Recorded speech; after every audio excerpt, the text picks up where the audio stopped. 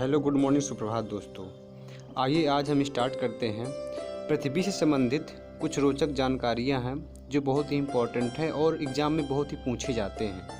तो आओ, और आपको इसका पीडीएफ चाहिए, डिस्क्रिप्शन में टेलीग्राम का लिंक दिया गया है, वहां से आप जुड़ करके इसका पीडीएफ प्राप्त कर सकते हैं। तो आइए चलिए स्टार्ट करते हैं। देखिए, पहला क्वेश्चन है हमारा कि पृथ्वी अपने अक्ष पर कितनी झुकी हुई है। यानी पृथ्वी जो अपने अक्ष पर 23.5 डिग्री झुकी हुई है। कितनी झुकी हुई है? 23.5 डिग्री। यानी इसको आप ऐसे भी लिख सकते हैं 23.5 डिग्री जो है अपने अक्ष पर झुकी हुई है। बहुत ही इंपॉर्टेंट क्वेश्चन है, कई बार एग्जाम में पूछा गया है। अगला क्वेश्चन, सौरमंडल का एकमात्र ग्रह जिस पर जीवन है। तो सौरमंडल का एकमात्र ग्रह जिस पर जीवन है वह है पृथ्वी। और सौरमंडल के बड़े ग्रहों में पृथ्वी का स्थान कौन सा है? यानी कि अगर देखा जाए कि सौरमंडल के बड़े ग्रहों में पृथ्वी का स्थान कौन सा है, यानी कि सबसे बड़ा ग्रह बृहस्पति होता है। बृहस्पति के बाद कौन सा है? शुक्र और अरुण और वरुण, इसके बाद आता है पृथ्वी। तो सौरमंडल के बड़े ग्रहों में जो है सबसे बड़ा बृहस्पति है, फिर इसके बाद जो है 5वें नंबर पर आता है हमारी पृथ्वी। अगला क्वेश्चन है कि पृथ्वी का विषुवतीय व्यास कितना है। यानी पृथ्वी का विषुवतीय व्यास कितना है? तो पृथ्वी का जो विषुवतीय व्यास है वो 12,756 किलोमीटर है और इसका जो ध्रुवीय व्यास है वो 12,714 किलोमीटर है।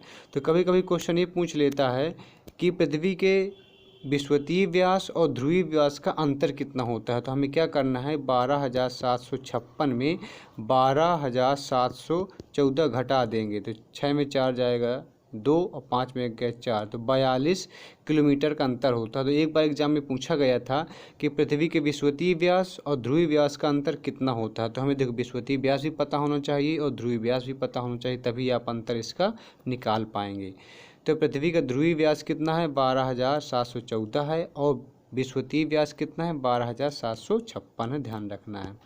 पृथ्वी अपने अक्ष पर किस दिशा में घूमती है? यानी पृथ्वी जो है अपने अक्ष पर जो है पश्चिम से पूर्व की ओर घूमती है। जैसे ये उत्तर है, ये उत्तर और ये दक्षिण और ये पूर्व और पश्चिम। तो पश्चिम से पूर्व की ओर घूमती है पृथ्वी। कैसे घूमती है? पूर्व से पश्चिम की ओर। पृथ्वी अपनी धुरी का चक्कर किस रफ्तार से और कितने समय में पूरा करती है?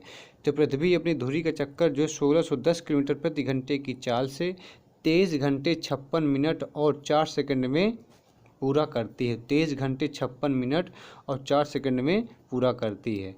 पृथ्वी की किस गति से दिन और रात होते हैं? यानी पृथ्वी की जो है घूर्णन गति से दिन और रात होते हैं और परिक्रमण काल से जो है क्या बदलते हैं? ऋतुएं बदलती हैं। जैसे हमारी पृथ्वी है, पृथ्वी अगर अपने अक्ष पर घूमती है तो दिन और रात होते हैं, और पृथ्वी जब सूर्य के चारों ओर घूमती है यानी परिक्रमण काल करती है तो क्या होता है? ऋतुएं बदलती हैं, ठंडी गर्मी बरसात ये होती हैं। तो ये आपको ध्यान रखना है, परिक्रमण काल से ऋतुएं बदलती हैं और घूर्णन से दिन और रात होते हैं। सूर्य की परिक्रमा करने में पृथ्वी को कितना समय लगता है? सूर्य की परिक्रमा करने में जो है पृथ्वी को 365 दिन 5 घंटे 48 मिनट 46 सेकंड, यानी 365 दिन लगभग जो है 365 दिन 6 घंटे लगते हैं। इसीलिए जो है 4 साल बाद जो है 24 घंटे, यानी कि एक साल में 6 घंटे तो 4 साल में 24 घंटे मिल करके एक लीप ईयर बनाते हैं। तो नॉर्मल ईयर जो होता है हमारा 365 ईयर दिन का होता है और जो लीप ईयर होता है वो 366 दिन का होता है। तो ये एक दिन आ कहाँ से जाता है?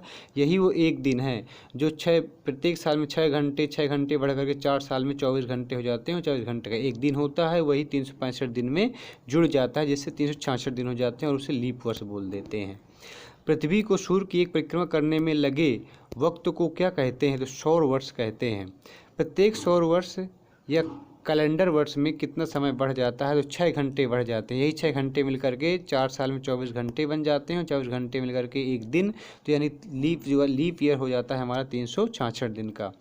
अगला क्वेश्चन है कि आकार और बनावट की दृष्टि से पृथ्वी किस ग्रह के समान है? तो आकार और बनावट की दृष्टि से जो पृथ्वी शुक्र के समान है, इसीलिए शुक्र को जो है पृथ्वी की बहन बोलते हैं। सांझ का तारा भी शुक्र को बोलते हैं, भोर का तारा भी बोलते हैं। पृथ्वी की बहन किसे बोलते हैं? शुक्र को बोलते हैं। पृथ्वी को नीला ग्रह किस कारण से कहा जाता है? इसलिए कहा जाता है कि इस पानी की उपस्थिति के कारण, इसमें जो है पानी 71% पानी है, इसलिए इसमें पानी की मात्रा अधिक है, इस वजह से पृथ्वी को नीला ग्रह कहा जाता है। सूर्य के बाद पृथ्वी का सबसे निकटतम तारा कौन सा है? तो प्रोक्सिमा सेंचुरी है। सूर्य के बाद पृथ्वी का सबसे निकटतम तारा प्रोक्सिमा सेंचुरी है। पृथ्वी का एकमात्र उपग्रह कौन सा है? चंद्रमा। अब उपग्रह क्या होते हैं? उपग्रह वो होते हैं जो ग्रहों के चारों ओर चक्कर लगाते हैं, उपग्रह कहते हैं। और ग्रह क्या होते हैं? ग्रह जो सूर्य के चारों ओर चक्कर लगाते हैं उन्हें ग्रह कहते हैं। अगला क्वेश्चन है, चंद्रमा की सतह और उसकी आंतरिक स्थिति का अध्ययन करने वाला विज्ञान क्या कहलाता है? बहुत ही इंपॉर्टेंट क्वेश्चन है ये, तो सेनोलॉजी कहलाता है। चंद्रमा की सतह और उसकी आंतरिक स्थिति का अध्ययन करने वाला विज्ञान क्या कहलाता है? सेनोलॉजी कहलाता है। अगला क्वेश्चन, चंद्रमा पर धूल के मैदान को क्या कहते हैं? तो क्या कहते हैं? शांति सागर कहते हैं। बहुत ही इंपॉर्टेंट क्वेश्चन है कि चंद्रमा पर धूल के मैदान को क्या कहते हैं? शांति सागर कहते हैं। जीवाश्म ग्रह किसे कहा जाता है? ये एग्जाम में पूछा हुआ क्वेश्चन है कि जीवाश्म ग्रह किसे कहा जाता है? तो चंद्रमा को कहा जाता है। अगला क्वेश्चन है, चंद्रमा किसकी रोशनी से चमकता है? तो चंद्रमा जो है सूर्य की रोशनी से चमकता है। चंद्रमा कोई अपना प्रकाश नहीं होता है, ये सूर्य की रोशनी चमकता है। समुद्र में उठने वाले ज्वार भाटे की वजह क्या है? तो अपेक्षित सौर एवं चंद्रमा की शक्तियों का अनुपात जो है 11:5 होता है। तो इन्हीं गुरुत्वाकर्षण के कारण जो है समुद्र में ज्वार और भाटा उत्पन्न होते हैं। ज्वार भाटा समझ लीजिए, जब पृथ्वी में ज्वार ऊपर उठता है यानी लहर ऊपर उठती है तो ज्वार कहते हैं, और जब नीचे गिरता है तो उसे भाटा कहते हैं। चंद्रमा पर पाए जाने वाली चट्टानों में किस धातु की मात्रा सर्वाधिक होती है? तो टाइटेनियम की मात्रा सर्वाधिक होती है, इसका सिंबल होता है Ti। पृथ्वी से चंद्रमा कितने प्रतिशत भाग दिखाई देता है? तो पृथ्वी से चंद्रमा का जो है 57% भाग दिखाई देता है। चंद्रमा धरती की परिक्रमा एवं घूर्णन कितने दिनों में करता है? तो 27 दिन और 8 घंटे में जो है चंद्रमा धरती का यानी पृथ्वी की परिक्रमा एवं घूर्णन कर लेता है। चंद्रमा का सबसे ऊंचा पर्वत कौन सा है? तो लिबनिट्ज पर्वत है। चंद्रमा में कौन सा पर्वत पाया जाता है? लिबनिट्ज। और मंगल ग्रह में कौन सा पाया जाता है? तो निक्स ओलंपिया पाया जाता है। ध्यान रखिएगा, पूछा जाता है। मंगल ग्रह में निक्स ओलंपिया पाया जाता है और चंद्रमा पर लिबनिट्ज पर्वत पाया जाता है। चंद्रमा पर सबसे पहले पहुंचने वाले अंतरिक्ष यात्री कौन थे? तो ये थे हमारे नील आर्मस्ट्रांग एवं सर एडविन एल्ड्रिन थे। चंद्रमा पर कब अंतरिक्ष यात्रियों में पहुंचने में सफलता पाई थी? तो 21 जुलाई 1969 को। कब पाई थी? 21 जुलाई 1969 को सफलता पाई थी। चंद्रमा पर पहली बार पहुंचने वाले अंतरिक्ष यात्री किस यान से गए थे? तो ये बहुत इंपॉर्टेंट है, अपोलो 11 से गए थे। प्रकाश चक्र क्या है? अगर क्वेश्चन आए कि प्रकाश चक्र क्या है, तो वैसी काल्पनिक रेखा जो पृथ्वी के प्रकाशित और अप्रकाशित हिस्से को बांटती है उसे प्रकाश चक्र कहते हैं। पृथ्वी की परिभ्रमण की दिशा क्या है? क्वेश्चन रिपीट हो रहा है, ये पश्चिम से पूर्व की ओर होती है। जिस कक्षा में पृथ्वी सूर्य की परिक्रमा करती है उसे क्या कहते हैं? उसे कहते हैं दीर्घवृत्तीय कक्षा। एप्साइड रेखा क्या है? तो एप्साइड रेखा देख लेते हैं।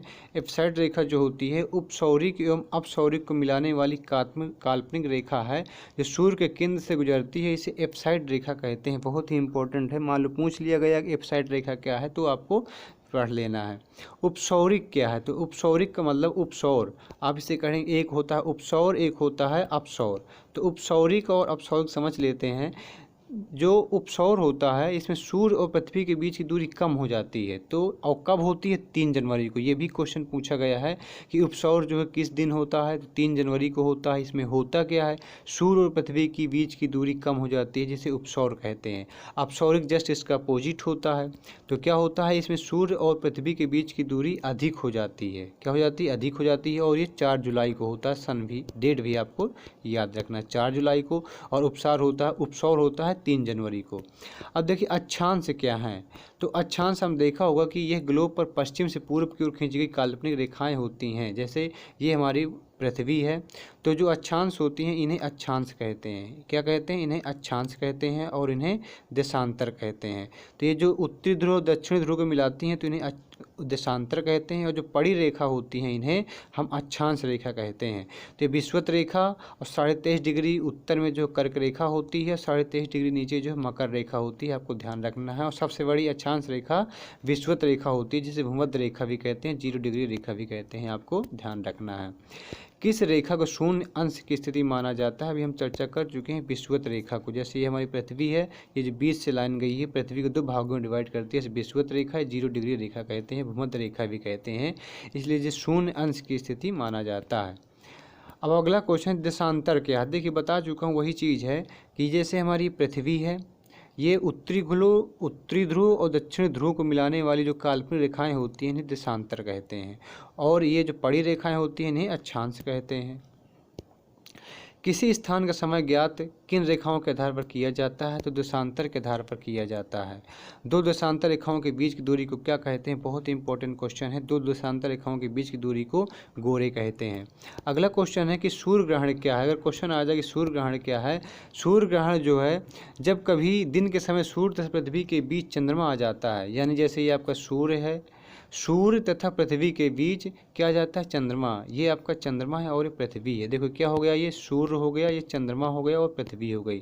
जब पृथ्वी से हमें सूर्य न दिखाई दे, यानी कि बीच में कौन आ जाए? चंद्रमा आ जाए, तो वहाँ पर सूर्य ग्रहण होता है। और जस्ट इसका अपोजिट क्या हो जाता है? वो हो जाता है हमारा चंद्र ग्रहण हो जाता है। जब पृथ्वी बीच में आ जाती है सूर्य और चंद्रमा के, तो चंद्र ग्रहण हो जाता है। और देखिए पूर्ण सूर्य ग्रहण किस दिन होता है? तो अमावस्या के दिन जो है सूर्य ग्रहण होता है। और चंद्र ग्रहण क्या है? देखिए चंद्र ग्रहण वही है जो हम चर्चा कर चुके हैं कि जब ये सूर्य हो गया और ये पृथ्वी हो गई और चंद्रमा हो गया, तो ये हमारी पृथ्वी है, ये सूर्य है और चंद्रमा है। जब चंद्रमा से हमारा चंद्रमा के और सूर्य के बीच में क्या आ जाती है? पृथ्वी आ जाती है, तो इसे हम कहते हैं चंद्र ग्रहण। और चंद्र ग्रहण हमेशा जो है पूर्णिमा को होता है, पूर्णिमा की रात को हमेशा चंद्र ग्रहण होता है। समय का निर्धारण कैसे किया जाता है? तो समय का निर्धारण जो है एक देशांतर का अंतर होने पर समय में 4 मिनट का अंतर होता है। चूँकि पृथ्वी पश्चिम से पूर्व की ओर घूमती है, इसलिए पूरब की ओर बढ़ने पर प्रत्येक देशांतर 4 मिनट बढ़ जाता है और पश्चिम जाने पर प्रत्येक देशांतर पर 4 मिनट घट जाता है। चाहे जो देशांतर रेखाएं होती हैं, कितनी होती हैं? वो 180 होती हैं। और 180 गुणे 4 तो 18 चौको 72, इस तरह निकाल सकते हैं।